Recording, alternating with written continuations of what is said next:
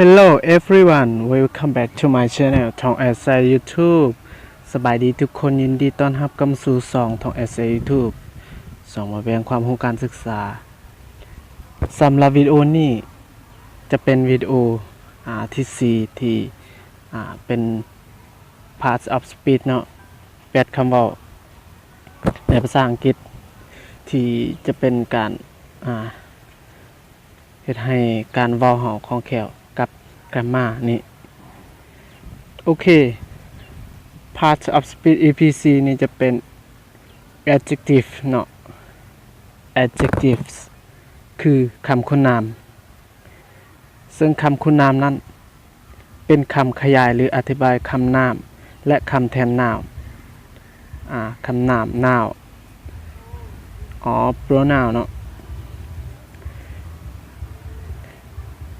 โอเคจะมีดังคำเหล่านี้เนาะ careless afraid happy sad new ear ugly คำจำพวกนี้จะเป็นคำadjective เนาะจะเป็น adjective ที่เราจะใส่ไวยากรณ์ตัวอย่างที่หนึ่งเนาะ for example he bought a new hat he bought a new hat เราซื้อหมวกใหม่ซึ่ง new จะขยายให้ hat ซึ่งเป็นคำนามบอกว่าหมวกนั้นเป็นแนวใดและตัวอย่างที่2 I am ugly ข้อยเป็นคนขี้ร้าย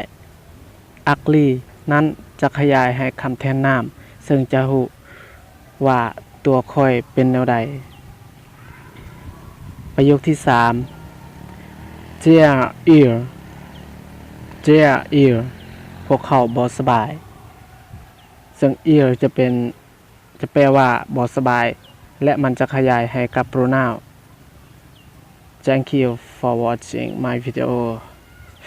ขอขอบใจนะสำหรับการรับชมหรือการเบิ่งคลิปวิดีโอของข้อยอันนี้จะเป็น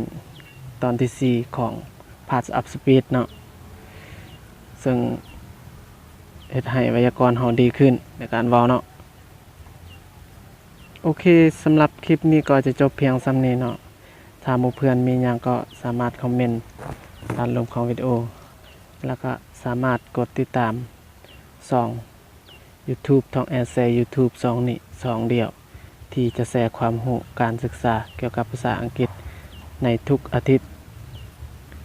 เอาเป็นว่าก็อาจจะเกือบทุกวันเนาะเกือบทุกวันโอเคอย่าลืมกดติดตาม2ไปเด้อ